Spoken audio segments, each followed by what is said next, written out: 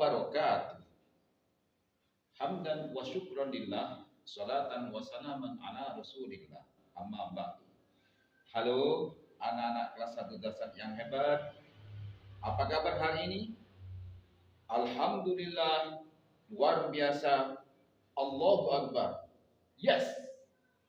Oke. Hari ini kita akan belajar tentang Asmaul Husna. Belajar apa anak-anak? Asmaul Husna.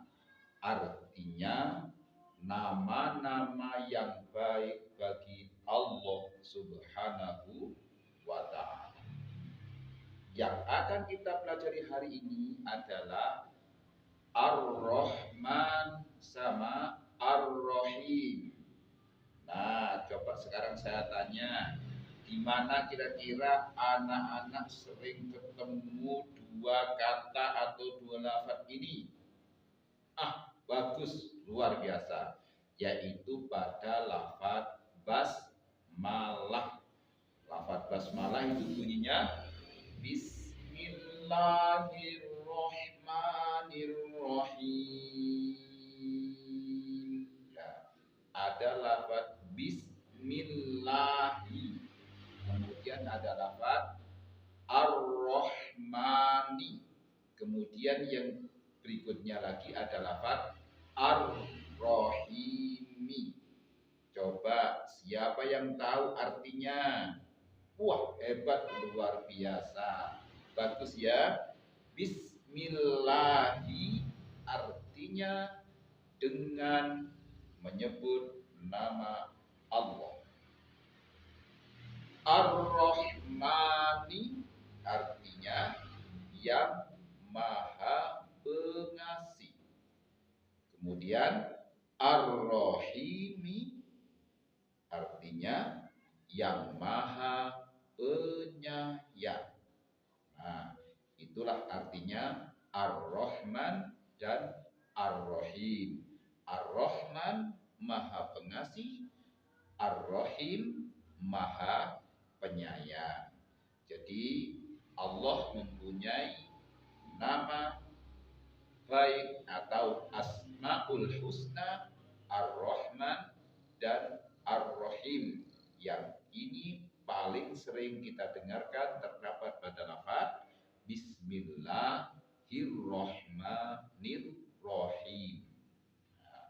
Anak-anakku, selain Allah yang mempunyai sifat kasih sayang ini, baginda Nabi Muhammad SAW pun juga mempunyai sifat yang kasih sayang. Bagaimana sih sebenarnya sifat kasih sayang Nabi itu? Nah, ini. Suatu ketika baginda Nabi Muhammad SAW pada suatu hari raya, diceritakan adalah hari raya Idul Fitri. Kemudian semua anak, semua bergembira, semua senang merayakan Idul Fitri.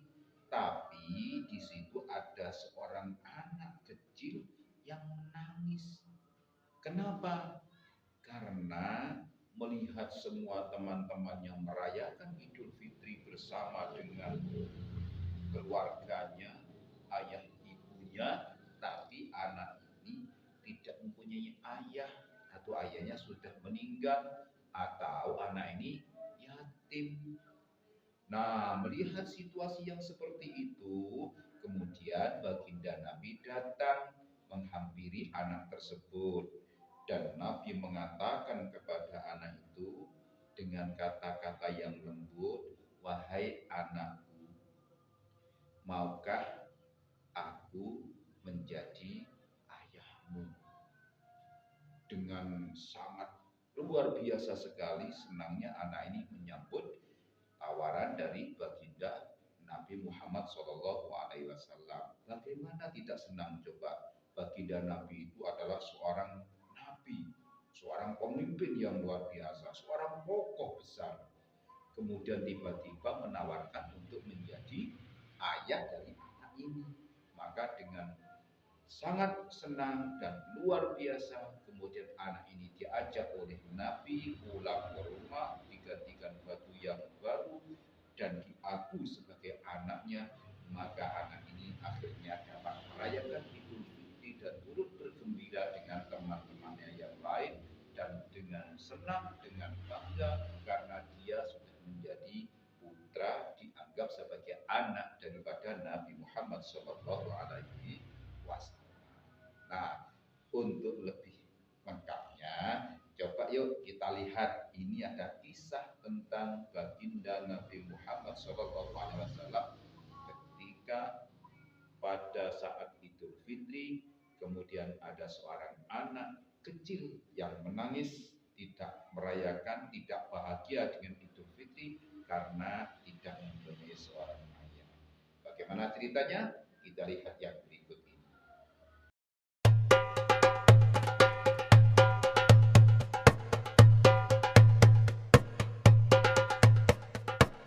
Seperti yang telah kita ketahui, Nabi Muhammad menaruh perhatian yang sangat besar terhadap anak-anak yatim. Pada suatu hari raya, Nabi Muhammad pergi keluar rumah untuk melaksanakan sholat Idul Fitri, sementara anak-anak sedang bermain dengan gembira di jalanan. Namun di kejauhan, tampak seorang anak kecil duduk berseberangan dengan mereka yang sedang bermain. Dengan pakaian sederhana dan tampak murung, ia menangis terseduh. Melihat hal itu, Nabi Muhammad segera menghampiri anak tersebut, lalu beliau berkata, "Nak, mengapa kau menangis dan tidak bermain bersama mereka?" Anak kecil itu tidak mengenali bahwa orang dewasa yang sedang berada di hadapannya adalah Nabi Muhammad yang merupakan utusan Allah. Ia pun menjawab, "Paman, ayahku telah meninggal."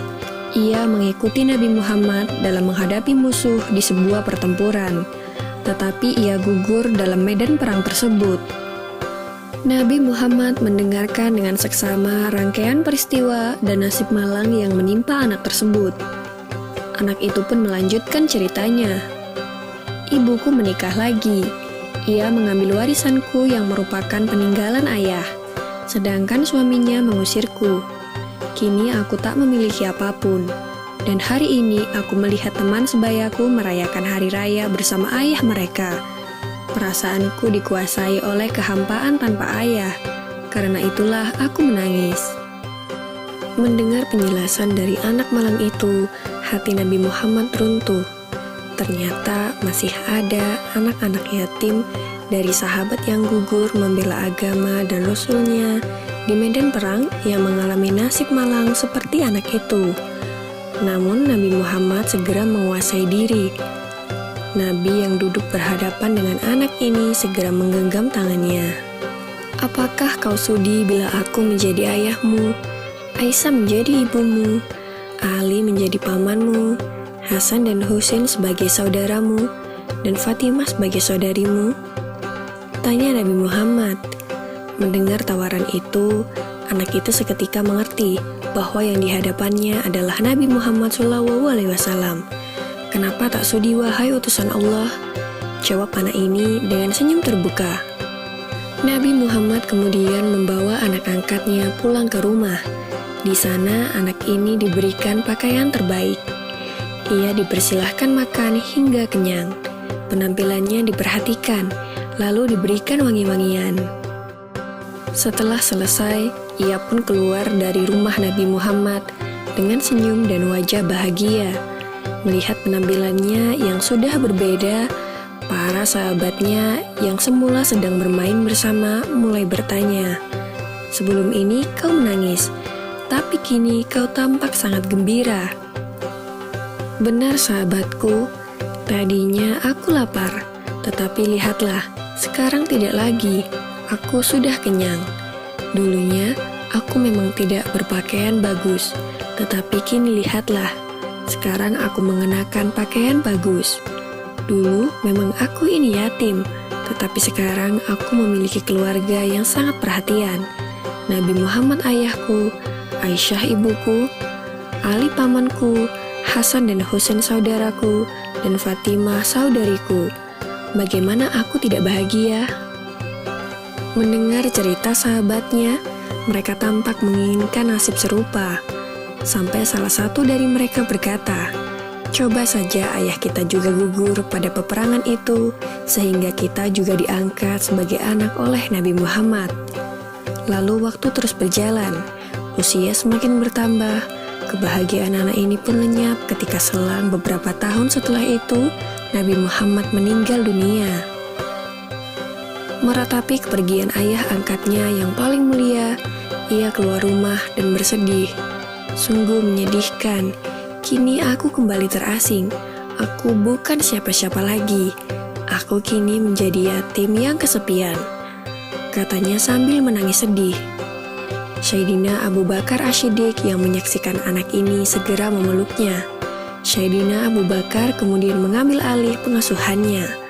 Wallahu alam. Semoga kisah ini dapat mempertebal iman kita dan semakin percaya terhadap kebesaran dan kuasa Allah Subhanahu wa Ta'ala.